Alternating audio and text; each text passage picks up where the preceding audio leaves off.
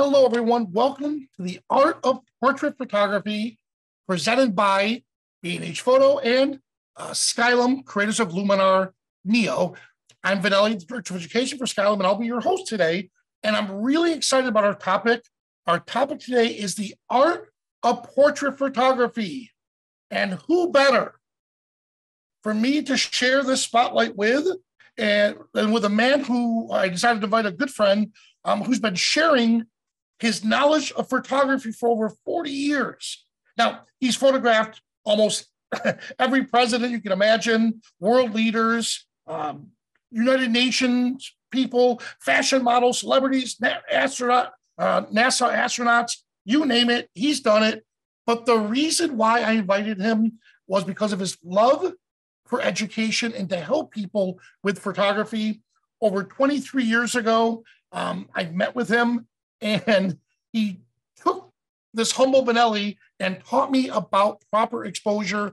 Didn't have a single God complex when he was doing it for me, and I knew that that was the man I wanted to learn from. So everyone, please welcome the one and only Tony Corbell.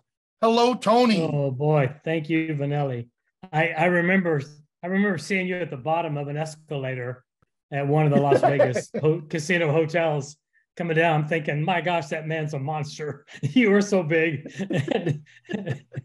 And I thought, is he in our little industry? Because if he is, he's gonna do really well.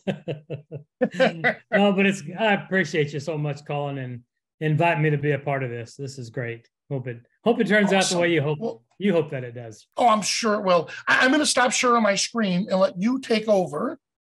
Okay. All right. And yeah, sure. Oh, there we have it. So I did. Yep. And I'll let you step in, and we'll go from there. You know, I think when we start off here in photography, I think all of us we sort of have a direction that we want to go, but I'm not sure that we always stay in that vein. In other words, I think our career shifts a bit. I taught studio lighting out at Brooks Institute of Photography in Santa Barbara for about 4 years in the late 80s, early 90s. And everybody that came into that school wanted to come in there and go to work for National Geographic, travel the world and shoot, third world countries and the starving folks in Ethiopia and war-torn areas. And by the time they left, they were shooting weddings and fashion and people because that's where the money was. And somewhere along the way, the search for the legal tender takes over. It almost always does. So, but as we start talking about this topic today, I shot really exclusively portraits for a lot of years. And I've moved over to a lot of commercial work nowadays. This is my wife. This is our little studio. We live in Muskogee, Oklahoma, and we are about 45 minutes east of Tulsa. We have a great space, almost 4,000 square feet, and we have, there's three of us that share the space, and we are all non-competing photographers. So we're all doing something completely different, and it's just a great little space, and we're right in the middle of downtown, the corner of Broadway and Main. So you gotta find a place to hang your hat and start. This is a picture that I wanted to start off with. It just kind of, wow, Vanelli sort of alluded to this, but back in September of 2000, I got this phone call from a great friend at Eastman Kodak that asked me to come to New York and shoot a group shot for him. And I said, well, I don't want to go to New York, shoot a group, get somebody in New York to do it. And he said, listen, you idiot, it's a really good group. and it turned out to be this Millennial Summit, 187 world leaders. And, this is the biggest thing, obviously, of my career. And God, you're going downhill from there, sadly. Now, this is a perfect one. No, this is perfect. So did you actually set them all up in the spot, direct them, or did somebody do that for you? Well, we had, and the lighting is just, we had I've got a 30-minute presentation on how this was done and set up that I'm not going to share with you today because we don't have time, but we worked inside the UN for 2 days setting up the bleachers, the risers that they're standing on, had to be constructed because they are in the general council room where all the desks and chairs were bolted to the floor. So nothing could move. There was nowhere to do this. So the front row with Clinton and Tony Blair and all those guys in the front row, they're 5 feet off the ground. I'm on a scaffold 100 feet away, and I'm 5 rows up on a scaffold shooting straight across. So it's a monster. So that brings me to this question, which I think is phenomenal. Lens choice, obviously. I mean, so I'm looking at this for the average person, the average photographer, of course, they would love to be able to do something like this, but they may end up doing their school portraits or maybe 15 people. What would you recommend? Yeah. So let's say, there were 2 choices that had to be made here. One, well, first off, this is 2000. We had the first generation Kodak DCS. I think we had the 260 or the 460. I can't remember which, but I shot it on 3 different cameras, 3 Hasselblad cameras, 555 cameras with film, and then we shot 4 frames, I think, on the digital, and then we shot 2 sheets of 4x5 film just to have for safety, and if they needed something really, really, really, really big, which they ended up using. They ended up with about an 8-foot print of this that's hanging in the delegates entrance at the UN. But the 2 choices really were on the 3 Hasselblads were lens choice and camera height. So the lens choice was 80 normal lens. This is 80 millimeter normal lens on Hasselblad. And what we figured out was we had to have our height, camera position, had to be above the halfway point, above midway, so that we were very slightly tipping down in order to keep the head sizes from the back row as close as we could to the front row. So if we'd stayed down on the ground level or even level with the front row, the people in the back row, their heads would be really tiny. So we really did elevate that up and then slightly shoot down. Then it was lit with, I think there were 18 total umbrellas. There were 9 sets of 2 umbrellas stacked one on top of the other in a perfect arc in a circle down below me, just below my my scaffold position. So nice. But it was something. I mean, this is one of those shots that you can't put a price on this. I mean, as a result of this, I had a great conversation with Clinton as soon as we finished this one, and as on the strength of that conversation and this picture, we ended up with I ended up shooting Hillary's campaign a few years later, and you never know where it's going to go from something like that. Awesome. Well, so I got from this, obviously sure. You didn't start out shooting this type of stuff at the very beginning. It was built up. So for photographers out there, keep in mind, you're seeing the end result of over 40 years of knowledge. Like I honestly, when you just said you're on the scaffolding and you aimed slightly above the middle row and then down, that was the moment it clicked for me. Like, you're right. Because if I stayed down, the heads would look small up on top. So if you're doing this, so if you're doing this at home, let's say you were asked to do your children's lacrosse team. Well, and use the same concept. Sure. Yeah. If you jump into photography at all, there's going to be a time where you're shooting a 9th grade football team, or you're shooting the senior class, or whatever it is that you're doing. That's all this is. This is a very high security football team. That's all this is. There's a lot of security around these players, but it was great. I mean, I don't know if you can see my cursor. Did my cursor coming on here? Yes. Here's Clinton in the front row. Tony Blair over here on the left side in the front. This is Kofi Annan, General Secretary in the UN. Yep. Jiang Zemin from China. Here's Putin from Russia. And what made the day pretty historic was right here on the second row is Castro. Castro never went to anything. And he never turned up. But Castro showed up for that day. And so we got that. And Yasser Arafat's back up here. And anyway, it was one of those moments where, you shake your head and say, how did I get here? So it was a good moment for me. Nice. On the strength of some of the things that I've done in photo fashion and portrait workshops, it led me to a workshop I did in Dubai. And this is the Burj Khalifa building in Dubai. And I've seen it by a lot of friends and a lot of top-notch photographers, including McNally and several other friends of mine. But I've never seen it published in black and white. And I kind of waited for a day where I knew the sky was going to go white, that pointing in that direction. So I wanted it kind of isolated against a white, almost a high key product shot, is what I had, was what I was kind of going for. But that's the thing, is when you step into this stuff, you don't know quite exactly how it's all going to work out. This is a shot that I lined up. This is in Liverpool. I'm the biggest Beatles fan any of you have ever met. And this was in my mind and in my camera. I was cropping this and composing to look like a flag. That's what I had in mind when I shot it. And I mentioned that to one of my friends in the UK, who said, well, it looks like your flag, but it doesn't look like ours, which kind of cracked me up. But, while there, I shot a lot of, just fun things that were reminiscent of the Beatles. This is where John Lennon grew up, right around the corner from his childhood home, Strawberry Fields. The Hard Day's Night Hotel in Liverpool, 3 o'clock in the morning in a rainstorm. Just good high contrast, sharp black and white, Beautiful. Now, you have more of the portrait ones? Yeah, we're getting there. Oh, here we go. Oh, gotcha. I got a lot. I was gonna mention, this was one of the more recent things that I did, and it's just a real simple shot, one light.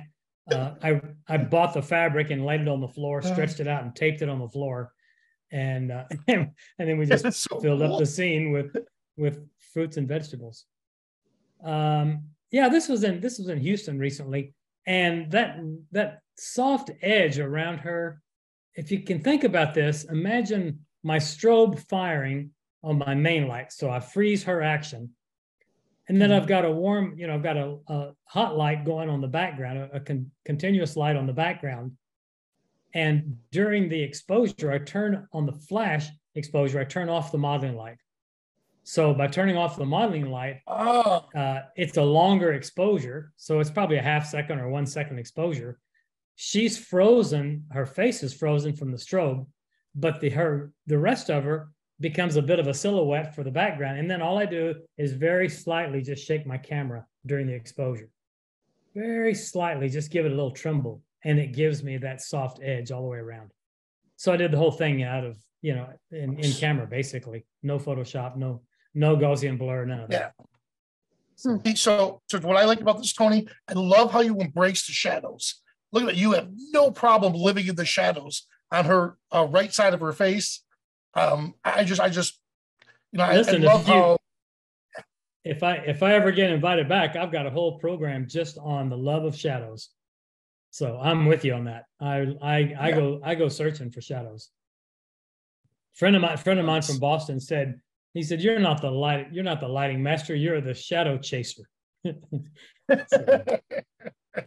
This is one of my favorites. This is a 5-foot octobox, just above her nose, pretty high, coming down a little bit above a 45.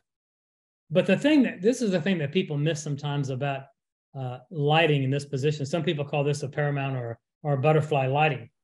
It's only butterfly really if you can identify the harder edge shadows from that light source. But in this case, it's a soft source.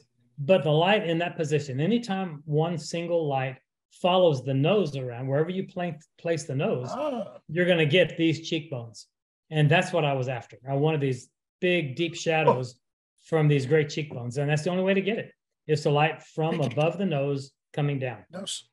Yeah, could you repeat that one more time? I love that. You said the light, the nose, follow it. Yeah, and you got to follow the nose with your light source for your main light in order for this to be effective. And people talk about that as in terms of the Rembrandt light. No, not Rembrandt. Sorry. Some people call it Paramount because it's Paramount Studios sort of started it. But it's butterfly light, basically. And the softer it becomes, the less you see the pronouncement of the shadow under the nose. But it's still being effective because it's giving me those soft shadows under the cheekbones. Yeah.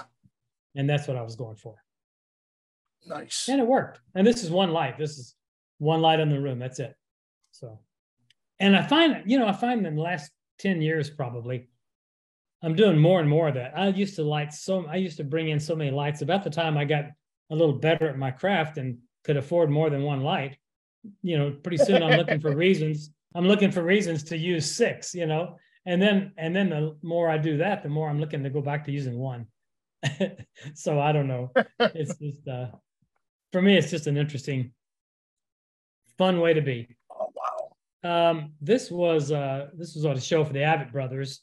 I'm a huge fan of theirs, and we got asked to photograph this show recently. And I just, it's timing. It's me being in the pit in the right time, in the right spot, and then timing wise for the lights to give me just that X right above his hat. And then it disappeared within a quarter of a second. Those lights were off and gone, but I was able to steal that shot, and I was real happy with that. And they evidently were. Wow. It got on the cover of a couple of magazines. So.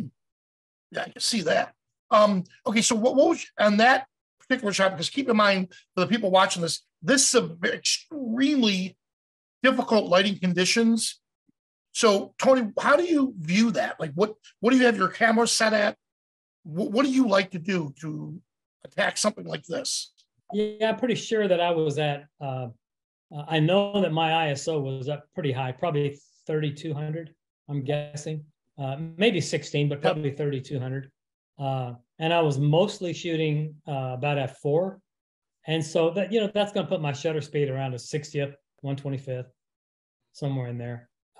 But it's got to float. And one tip that I learned from a concert shooter that's a really talented guy, he said, stop chasing your exposure. I said, what do you mean? He said, figure out the shutter speed you want, figure out the aperture you want, and then go to auto ISO. Let the auto ISO chase the exposure for you. And I think he was right, and that proved to be effective for a lot of things I've done. I didn't figure that out till right after I did this one, but that works pretty well to let the auto ISO. Yeah, listen, technology has finally come along, and it's really helping us a great deal. And these higher ISOs, we're not ruined if something goes above 400 like we used to be. We're still okay. So now everyone you heard that right. Corbell is saying, look, you don't have to stay in manual mode only. You can go into an auto mode, which was auto ISO. So thank you, Tony, because we've been pushing that quite a bit.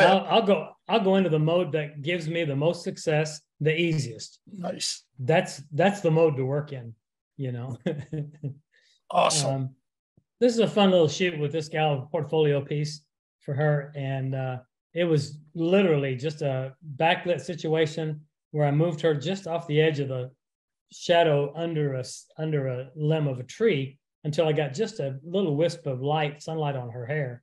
And then I filled it with a silver reflector. I rarely use a silver reflector, but in this case, with her skin tone, it worked, and she was pretty delighted with it. So pretty simple. Nice. It was a 5-minute picture. Sometimes I got to tell you. Go ahead. Sorry. No, so it's technically a light source setup, right? The natural light was the sun. Well, all natural, but the sun was behind her. That was one light source, and then you use the reflector to bounce light back in. There's your second light source. Correct, and that then becomes my main light. Becomes the silver reflector. The thing here, Vanelli, you've heard me say this, and I've been saying it for a lot of years. It's often not the tools that make the difference. It's the knowledge behind the tools. Exactly. You can be set up with 6 lights in a studio that you spend $1 zillion on and still come back with pictures that just stink. But you could get a candle or a flashlight or a set of car headlights from a rental car in northern New Mexico trying to paint light on a Ferrari at night and come back with an amazing picture. It's the knowledge behind the tools. It's not often the tools. And I think that's the thing that people have to get in touch with is they got to do a lot of rehearsing, a lot of practicing, and a lot of testing. At least that's what I've always come to find out. Yeah. And somehow it's held up pretty true. This is done a couple of years back. This is a guy that was actually attending this workshop of mine, and he had gone to a Halloween party or something. He had this top hat and this kind of a ugly winter strange coat. And I just put one light up above, one strobe, bare strobe, no modification on it, just a bare strobe up high coming down, probably a Profoto B10 in those days, or a B1 in those days. And then a bare bulb B1 behind him with nothing on it. I'll just put a fog machine back there, and then had a blue gel over the strobe, and pulled that off. And that's it. It looks like a complicated shot, but it's not. And this was done outdoors in a parking lot with about 100 people watching. You know, when you so wait a second. Yeah, this was late one night in a parking lot at a hotel in Central Texas. I find that when you do this kind of stuff, you create crowd control problems for yourself when you have a lot of people on a big set production. It gets you in trouble a little bit sometimes, but it's so always Tony, great fun. Just to clarify, we got the idea of the light behind them, beautiful gel fog machine. That's great. The light in front of them, you said, was a bare bulb, but where were you pointing it? It was up high, just above the rim of the hat, so I could keep his eyes in shadow. Gotcha. So you see the shadow, the diagonal shadow across his face, just a slight diagonal. That light is just to my camera's right. I could actually reach the light stand pretty easily from where I was standing at the camera position. And then I went straight up high enough to where you can just see a wisp of light on the top of the hat, but his eyes went completely in shadow. Nice. So, just a fun shot. I like those fun shots. This was an interesting day. This was I was teaching a workshop at Santa Fe Photographic Workshops in New Mexico, and this was one of our models. I photographed this guy a lot over the years. His name's Aaron, and he's an artist, a local artist in Santa Fe, and I just love this guy to pieces. He's just the nicest guy, and I know there's a lot of top-notch photographers around the country that have photographed Aaron. He's always everybody's favorite model, one of the favorite models that is available in Santa Fe. But we were finishing up our class, and he was about to leave, and he pulled me aside and said, "Do me a favor." He said, "I really need a headshot. Can I ask you to shoot something for me that's just a little different?" I said, "Sure." So we set this up. This was a one light Profoto. This was at the time I was using D1s, I'm pretty sure. So this is a D1 with a 3x4 softbox, and the softbox is turned horizontal. And the reason it's turned horizontal is I moved it around to my left, camera left, quite a bit, so that the same softbox that's lighting the split part of his face is also lighting up a very dark gray background, probably 6-7 feet away from him. So I was trying to get the most mileage out of that one light by letting it light him and as well the background. If I had kept the light in a vertical position, the softbox in a vertical position, I couldn't have reached the background very well. So I went horizontal. So I've got 3 foot height wise, but I've got 4 feet width wise. And if you look in his right eye, you can start to see that the width of it's kind of going out into the wide of the eye. So yeah, it kind of lit up the background a bit. But this was a great successful shoot for me, because Santa Fe Workshop picked this up and it went in a national ad, and it got used all over the place to advertising the workshops. So I was thrilled about that. So great guy, a lot, as you mentioned, good shadows. I love shadows. Beautiful. Thanks. Beautiful. That's about, and really, and we'll talk a little bit about editing here. We get it further into this, but I don't do a lot of fancy editing. I don't do a lot of exchanging of pixels. I do a lot of altering color to black and white, and I'll alter the global adjustments far more than any smaller adjustments or granular adjustments. I just don't do much. This was just shot. I just shot this last month in Dallas. This is in a hotel lobby. I just saw the color of this dress she was wearing, and I happened to have a gel that was pretty close to that same tonality. And so I kind of positioned her between those lamps. And I've got a bunch of of this whole session. I've got her shoulders toward me. I've got her on the other side of the lamps. I've got so many variations of this, but I liked this one, and it was probably one of her favorites. The color is just kind of balanced, and it was a simple shot, like say one light in the hair with that gel, that bluish gel, kind of an dark aqua gel, and then a main light, which was probably B10, I'm guessing. I use B10s a lot, B10X a lot, with a 2x3 lighting her face from camera right. Nice. Just a casual, easy pose. Nothing too difficult there for her. This one that B&H used to promote the webinar today, this was shot in a very unique little corner at the University of San Diego about 2 weeks ago. This is one of the most recent pictures I've done in a while. And I really like the way it turned out. She is a fabulous dancer, and I've got a lot of great pictures of her from that shoot.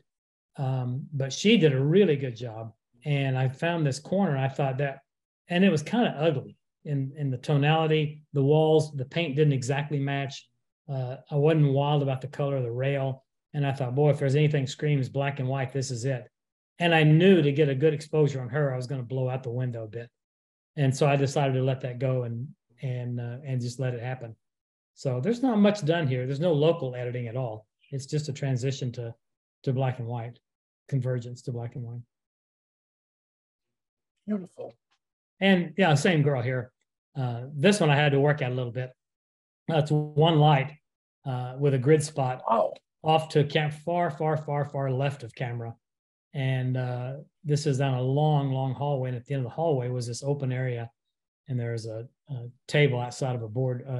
There's a board meeting room behind her. And there was a big meeting table outside in the hall. And, I had her in all kinds of different positions. And then I decided, well, let's just put you on the table. So I moved the chair on the end of this table down here. And I thought, well, let's just try this. And, when you work with a dancer, you don't have to pose them a lot. You give them a little bit of guidance, but dancers know to keep their back straight. They know to keep their head tall. They know to keep their knees slightly bent, their toes pointed. They know how to pose their hands. So working with dancers is always a treat for me. And certainly when I teach workshops, I'm always saying, hey, can I get a dancer for a model? Because I know I can come up with some successful shots. And now, of course, the other side of that is, there are the naysayers in the room. Yeah, but don't you ever photograph any normal people? Yes, I just don't show them. Yes, we all have to photograph normal people. We get to photograph normal people and do our best to make them look great. That's our job. Is to you did phenomenal with that one guy from your class that you just brought up and made him look absolutely amazing. Yeah, that's what you have to do. That's what we are invited to do, and that's often what we are paid to do. You hit a level in your career where the expectations are, you better pull it off. You're not testing anymore. You got to be able to pull these off, and you need to get it first pop. Not with a lot of chimping, not with a lot of bracketing. You need to be able to dial all this in. So when you squeeze that trigger, it's all there, and you pull the trigger and you're done. So a lot of that just comes from practice. This is here I am, now in Muskogee, Oklahoma. I'm surrounded by musicians. There's a lot of music here, lots of live music. And this guy is a Cherokee, part Cherokee, and you can see him holding a cane. Well, his name is Terry Walking Stick. And he's from the Walking Stick tribe or clan here. And there's a bunch of them around here.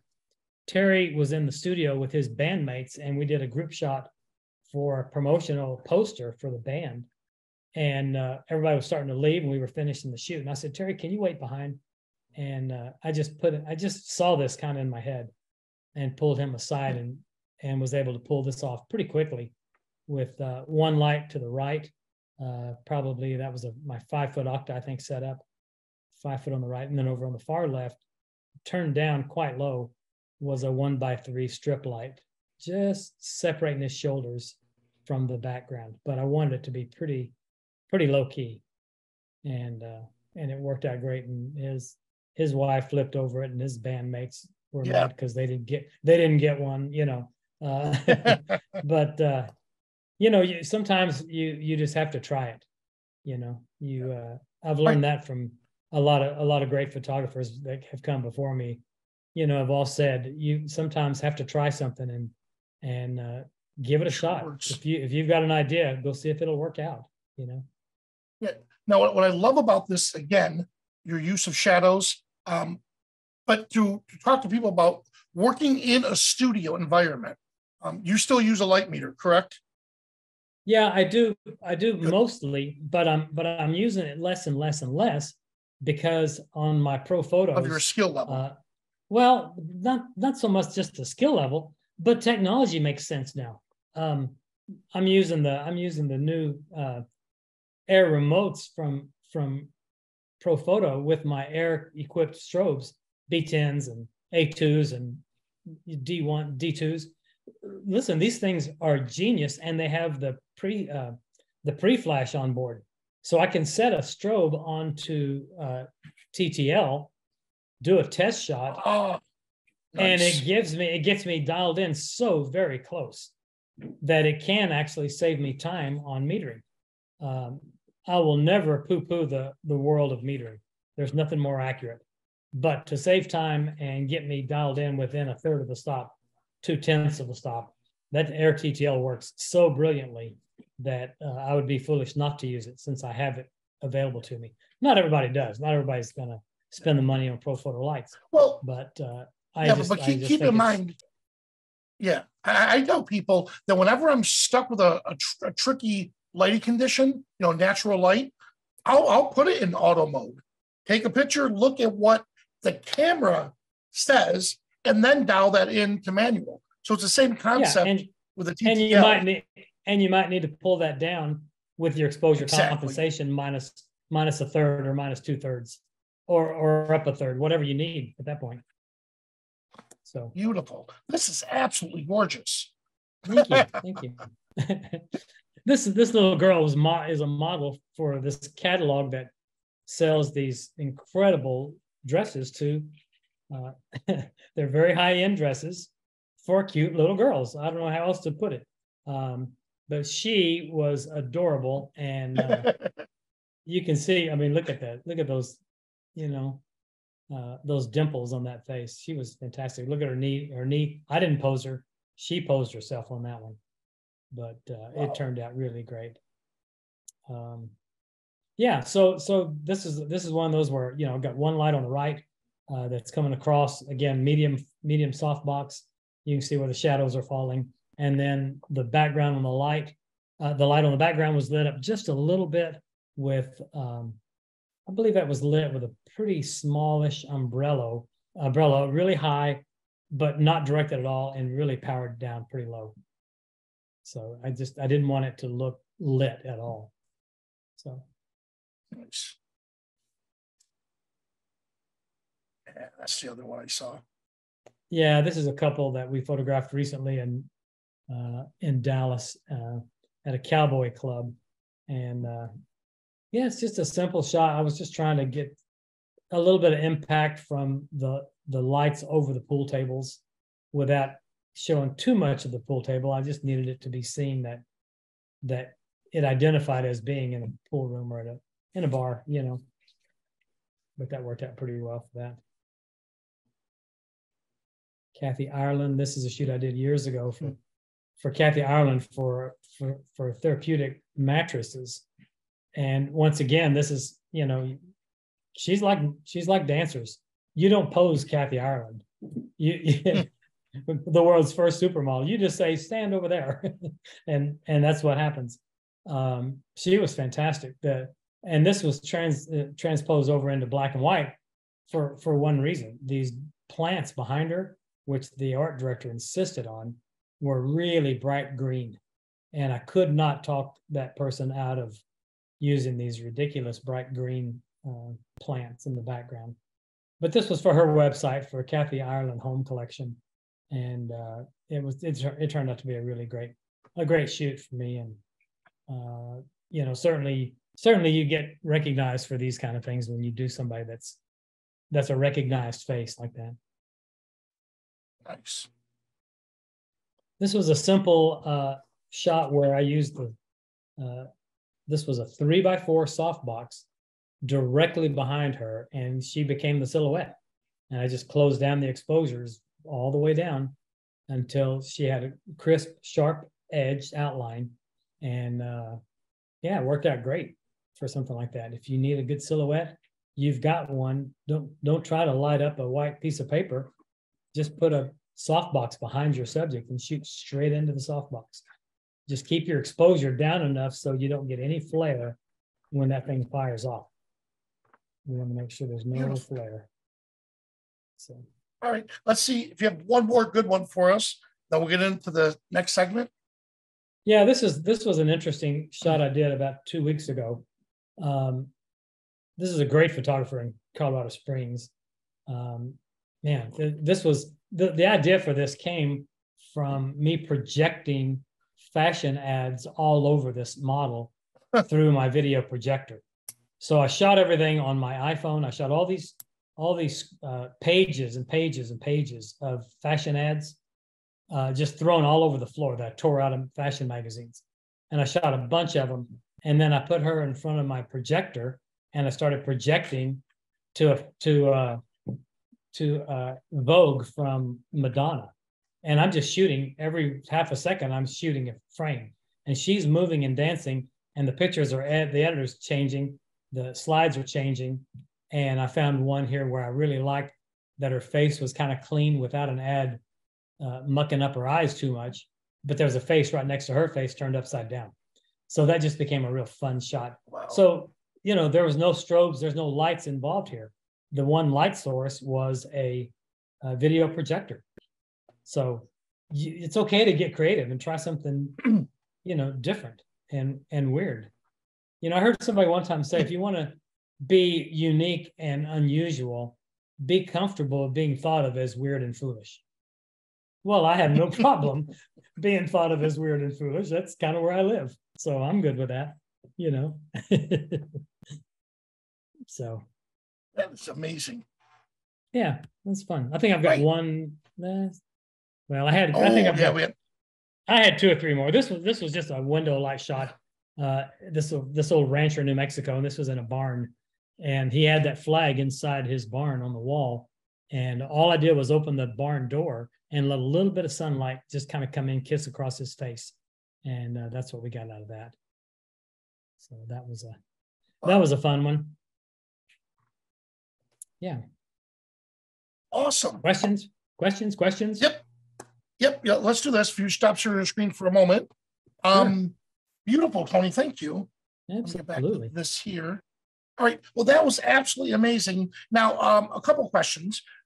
Mm-hmm. Way back in the day, of course, because again, you know, we were shooting if you went anything over 800 ISO, you know, typically the image was ruined. Now technology's increased to where you could shoot, I mean, tens of thousands of ISO. So that philosophy is changed, you know, with the way, oh my God, make sure your ISO is the lowest it could be, you know. For you, what do you find when you attack a subject, or I should say attack the subject, when you craft the shoot in your mind, are you paying attention more towards your shutter, your ISO, your f-stop? What's going on in your mind? How's this going to be used? The first thought in my mind is, how's this going to be used? Is this going to be a portrait on somebody's wall? Is this an ad in a magazine? Is this a fashion catalog? Is it what is it? And how's it going to be used? And that's the first thought for me. And that will kind of then drive the other, you know, the triad of exposure, you know, the shutter speed, aperture, and ISO. I don't know which one is going to get priority until I know how this thing might be used. If that makes any sense. I know that early when I was young, you know, one of my early teachers, my early mentors, was kind of unhappy with me a little bit because I was often shooting a close-up and the nose would be sharp but the ear and the eyes would be sharp, but the ear would be out. And he'd say, you got to get the whole head sharp. And I kind of disagreed and said, I don't think so. He says, yeah, I think so. And you know, I don't know. Your style. I do so many things by instinct. And sometimes my instinct's dead on, and sometimes it's not even close. But you know, you never know. So, well, that's awesome. I absolutely love the cowboy, the ranch hand sitting. I can actually see you looking over, seeing him sitting by the window, and thinking, "Oh man, if I just had a kiss of light hitting that flag, yeah, open up that barn door quick, come over here, do this quick," and there it is. 30 seconds later, I was done. And that one got titled "The American Rancher." Nice. So what exercise would you give people to build that type of muscle memory? I think I read a quote. Everybody knows about the Cartier-Bresson quote about, you know, the decisive moment in a photograph. He had another lesser known quote that people don't know about, which was, you want to be more creative, be more observant. Oh. And I think you have to look around more, and you have to observe more and think more. And there are high impact images all around you if you will think of something not as it is, but think of it as it could be or might be or should be. Give yourself the opportunity to let something be a little different. And I think that when you do that, I think you gain far more than you could expect. Yeah. I mean, then you well, it's funny you're saying that was our mantra at Skylum. You know, photos as you imagine. You know, don't photograph something. When you look at something, don't just photograph what you see, but what you want it to be. And my advice is, you know, you and I are both outgoing people. If you're an introvert, I mean, don't be upset about that. Embrace you being an introvert. You either make things happen or you let things happen. We were out photographing. I think I froze my camera. One moment. We were out photographing. Yeah, I did freeze. I apologize. We were out photographing, and let me shut this off. And I saw this. We were photographing ugly waterfalls, and I'm photographing, and I'm like, oh my God, there's nothing here that I like. And I saw this young couple walking up. I said, hey, are you two together? Yeah. Well, then act like it. Hold hands. Do me a favor. Walk down that path right there. And they're like, what? And they start walking down this path. And I had beautiful shots of them holding hands. And I said, hey, thank you. Come on over here. Let me show you what I did. And they thought it was funny to see that the stranger had that ability. Now, not everyone can do that. That's okay. But if you're that type of personality, embrace it. You know, go out and do things like that. Sure. You know, make it happen or let it happen. Yeah. I think that's right. And I think so much of that, you know, you don't have to direct everything, but you can you can certainly coax people to make subtle changes in their behavior to help the picture. I think you can do that pretty easily. Beautiful. So. All right. Yeah. Now, I know Mandy was going to do some editing for us. But I know. Yeah, she just walked in. She just walked in from the studio. Hi. She literally walked in from the studio. I'm working from home today. We haven't talked about this yet, but I took a spill on the 4th of July. I fell trying to keep a cat from getting in the front door, and I'm standing on a slippery rug on the tile, and I lost my footing, and I went down and smashed my back. So I'm fighting a little bit of a back injury today. So I'm at the house. I didn't hardly get out of bed today. But Mandy's saying, yeah, you shouldn't have told him why you did that. But she was in town at the studio. We live about 11 miles east of Muskogee, Oklahoma, and we've got this beautiful little 5 acres we sit on, and this is where she does all of her editing, right over there. And but yeah, let me bring her over here. I'm gonna take this headset off so you can hear us both, and you can see us both, and we'll back this camera up a little bit. You got it. And everyone else, for some reason, my camera is great on my OBS, but for some reason, it's not being shown through Zoom.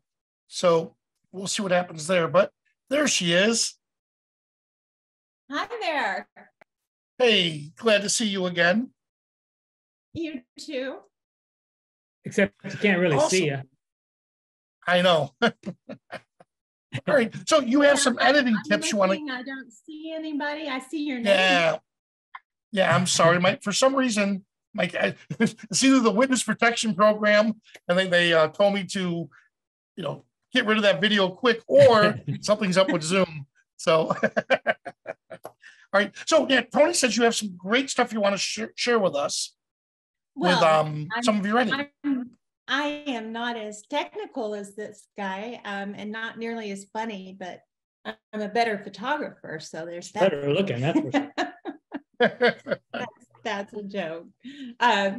So yeah, I probably spend a little more time in retouching and editing than Tony does. So he asked me if I wanted to step in here and show a few tricks that I like to use with Luminar. So yeah, we can get started with that. We just went through graduation season. So I thought it might be fun to use this one. Let's see. Where are we? Are you sharing your screen? Yeah, you sharing your screen, Tony? Yeah. Yep, okay. That's what I was doing. Hang on. Here we go. We're using Tony's computer, so he's navigating for me. It looks a little different than mine. Okay. There we go. So you see that? Yep, beautiful. Okay. So yeah, this is a favorite graduate of mine. She just graduated from University of Oklahoma. I'm using this one. This just so happens to be my daughter. So, but I do a lot of high school seniors and a lot of college graduates. So this is at the University of Oklahoma.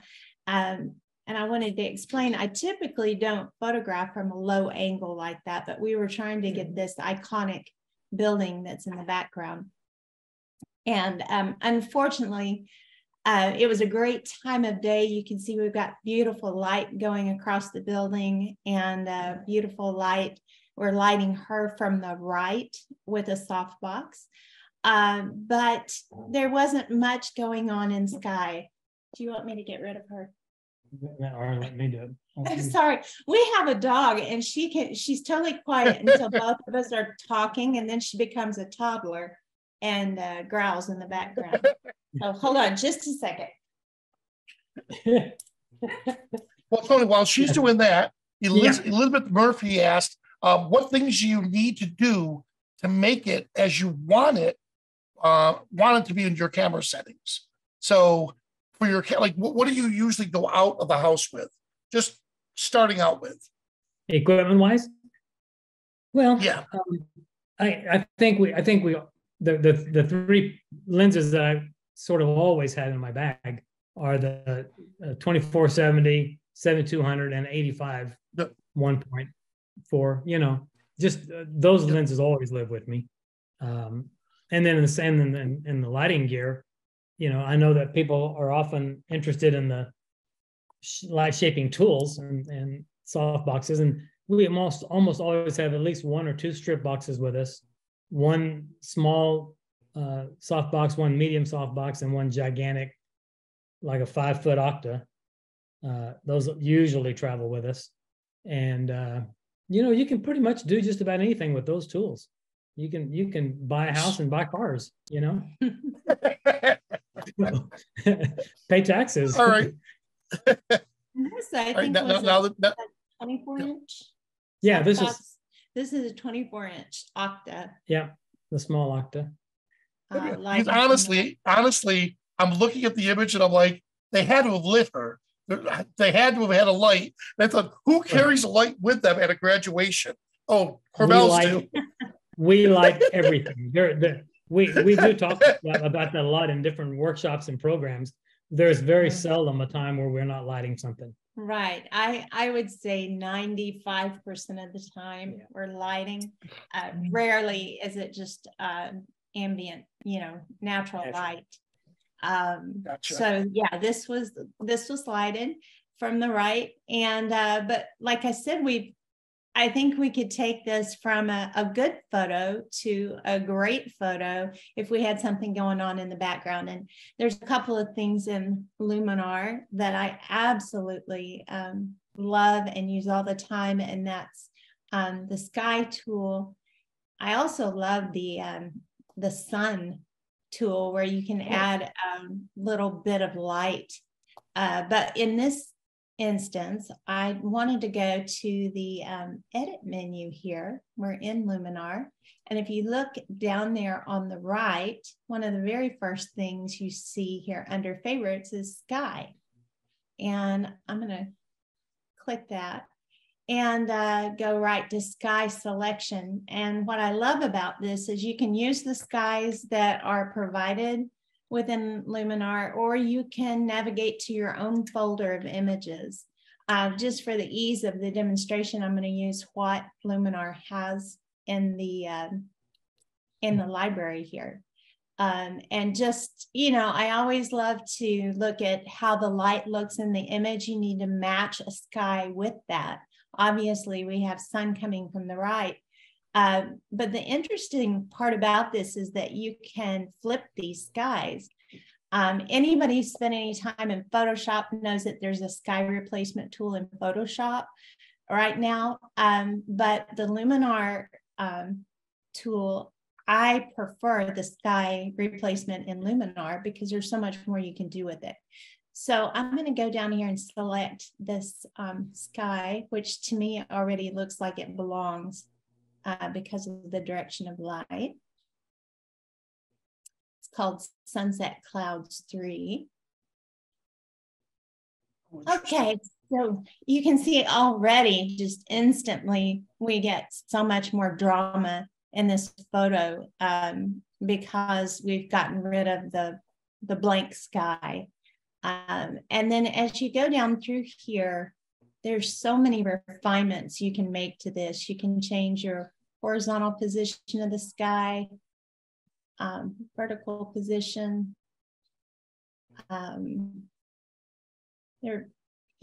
With any of these tools, you've got to get in here and play with them in order to make sense out of them.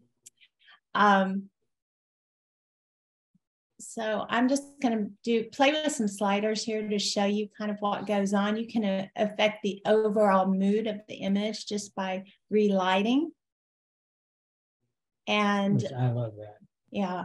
And you can change the saturation there. You might want to warm that up just a little bit. This is newer. I know when this tool first came out, this was not one of the options, but we can relight the human, which is amazing to me. So we might want to darken her down just a bit, just so she doesn't look so bright there. There's a reflection tool if you have water in the image. Of course, we don't have that here. Here's one of my favorite advantages to this tool over what you have in Photoshop, and that's the ability to defocus the sky slightly. In Photoshop, you can do that, but you have to do it on a separate layer. You have to go in and blur that layer. Here, all of the adjustments can be done right here in this interface. So you can, that building is slightly out of focus behind her. So we could add just the least little bit of blur, because if the building's out of focus, that sky is going to be slightly out of focus. And it doesn't take much. If you wanted to add haze, you could add haze. I don't think we need that in this image. And you can affect the overall temperature of the sky and the brightness. So we could bring that up just a little bit brighter. And overall, if you zoom into this, I mean, look at what's going on around the trees and the building. We're getting some really great masking here just in the default. If there were problems with the masking around the building, you do have the ability to go in and refine the mask. here. So there's the ability to close gaps and fix details. And once again, all of these tools, you have to go in and play with them a little bit to get familiar with all of the options. But this tool has been so helpful in changing, like I said, a good image into a great image. I'm pretty happy with the sky there. I might go in and create a little bit of a vignette to add a little more attention. Let's see, where's our vignette? Draw a little more attention to her. Slightly. Yeah, just a little bit. And I'm pretty happy with that. This sky tool, I know a lot of landscape photographers use these, but you know, if you're doing portraits out on location, you can really add a lot of drama to your portraits by adding a sky in the background. Awesome. Any comments? Yeah, I think that's for me, it's, you know, the beauty of editing is we've all kind of come around to the fact that you can present the picture the way you want it presented so much easier than we ever could before. And, you know, making a living on transparency film or even color negative film, you know, about the most you could do was put on a Softar #2 soft focus filter on a Hasselblad and a lens shade to give yourself a vignette, but you really didn't have a lot of control. Now we've got all the control, and so much more can be done, and so much more creativity is out there, and it's fantastic that what's happened and how far this Neo has come so far from the first version from Skylum Luminar. I mean, goodness gracious, what a difference it's become. Mm-hmm. Yeah, we're living in an incredible world. All right, how about you stop sharing your screen for a moment and we'll answer some quick questions because we're coming up on the hour real quick. A couple things, and I'm going to try to fix my, let's see if I can fix it here. If not, don't worry about it. Yeah. Oh, there I am. All right, so I'm back again. All right. It's Vanelli. So a couple quick questions. Yeah. So here's a couple quick questions. One, they asked, Tony, where were you formally trained or were you self-taught as a photographer? I was not formally trained. I never went to college. I like to think I'm a pretty smart guy for not going to college, but I did have to take 8th grade twice, you know. Yes. Mine was 2nd grade. Tony, mine was 2nd grade. Yeah, no, I didn't go to school for this. I got a phone call from my brother-in-law, I was really, really close to him. He married my sister, and he opened a studio in West Texas and called me out of the clear blue one day and said, I've just bought this studio I've been working for, and I think you should come and go to work for me. I think you might make a decent photographer. And I went to work for him. Well, and so it was. Well, I wrote an article. Yeah, so I wrote an article about this. Is formal training necessary? Right. Well, you have to have luck, L-U-C-K, laboring under correct knowledge. And I feel you've gotten where you are because you had luck. You labored under correct knowledge. You had a mentor.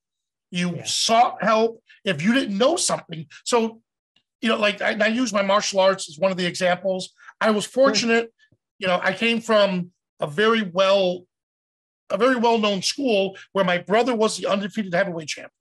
My instructor who taught him was a champion. His instructor was a champion. But then you go down the list, well, wait a second. At some point, who taught themselves karate?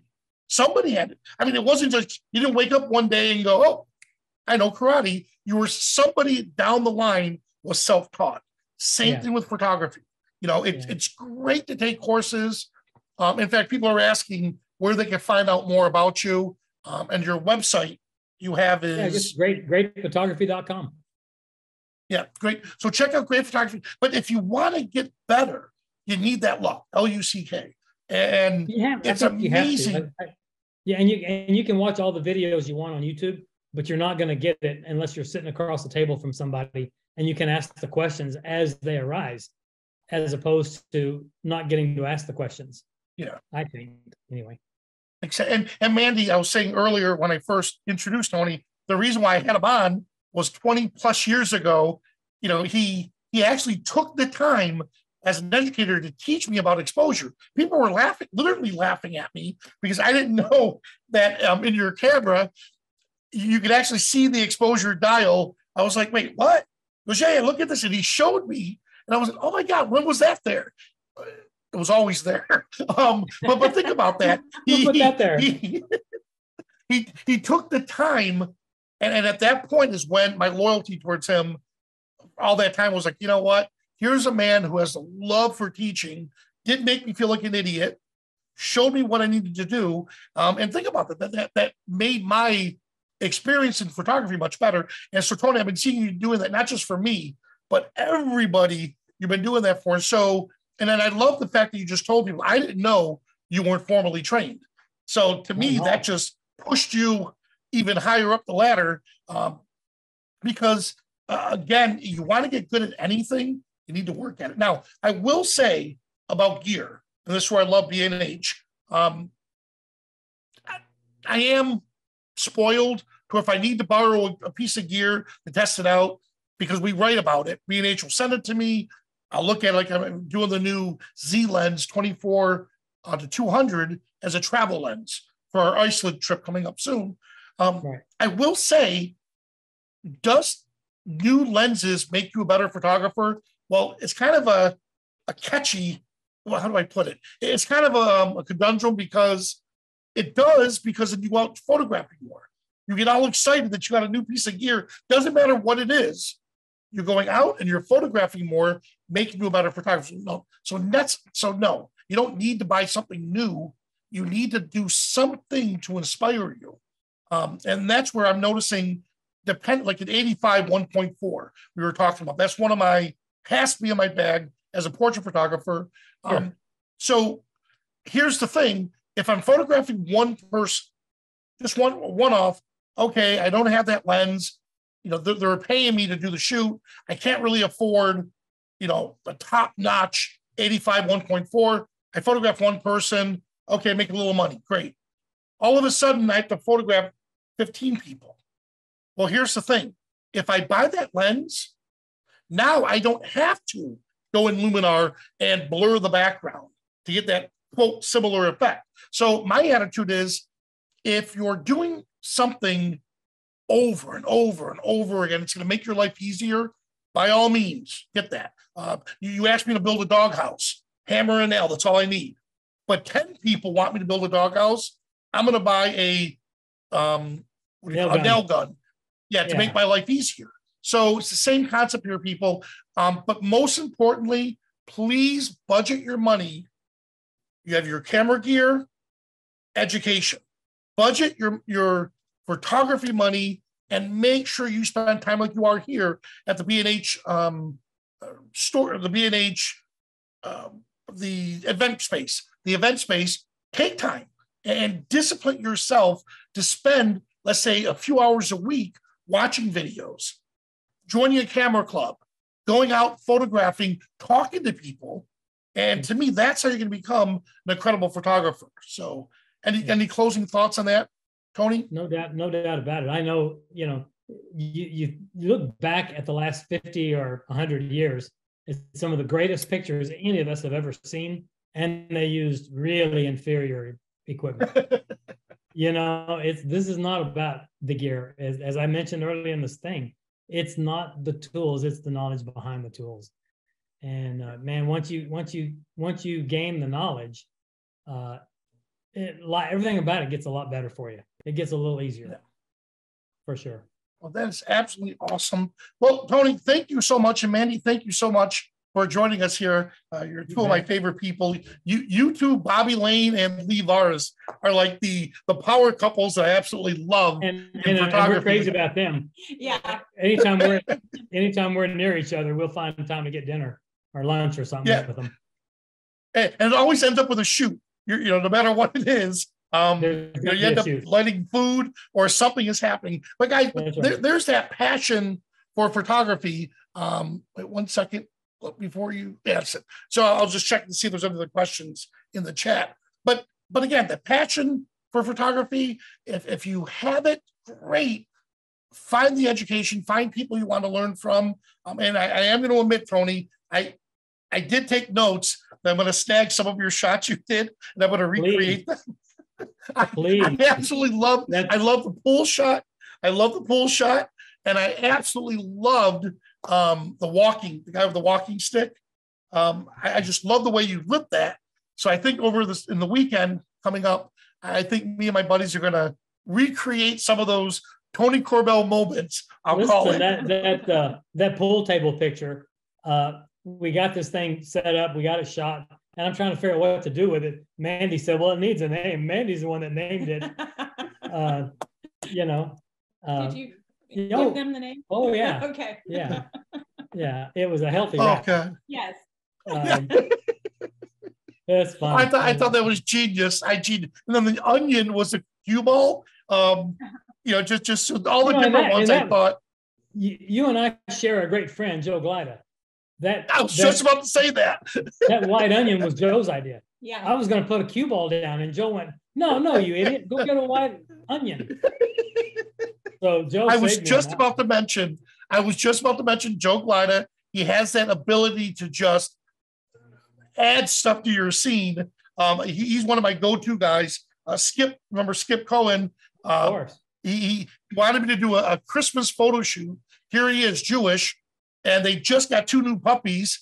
And now Sheila's allowing the puppies on the bed. So Skip wanted me to have him dressed up, in the traditional, and them reading a book to the new puppies. And so, of course, great. Joe, you call Joe, what do you think? It has to be this book. Make sure you photograph them like this. Make sure the dogs are wearing this. And he just has that brain. That's phenomenal. And actually, Joe's going to be coming. Idea guy. He's got ideas. Yeah, Joe's going to be coming on. He's only 45 minutes from us, and we see him a lot. And he's saved us a few times on a few shoots. He's a good guy. Awesome. Well, thank you so much. And I do want to thank B&H. I want to thank B&H, and I also want to thank Skylum for giving me the platform to be able to put this together and invite my friends. And originally, they wanted me to do it all by myself. And I thought, you know what? It's always Vanelli and friends. And I can't think of anyone better I'd love to share the stage with for the art of portrait photography than Tony. And we do have 7 other episodes coming up soon. Bobby and Lee will be joining us, along with Joe Glida, Scott Kelby, Kaylee Greer, Hazel Meredith, Joe Glida. So we have a whole lineup. Oh, Jim Nix is going to be another one. Fantastic. You remember Jim? Jim was one who maybe eat a baby puffin when we were in Iceland. Yeah, there you go. Yeah, I don't know about that one. But anyways, thank you so much, everyone, for joining us. And please, we want to see you at the next series. Thanks again, Tony. Thanks, everyone. Bye, everyone. Thanks, Derek. Thanks, B&H.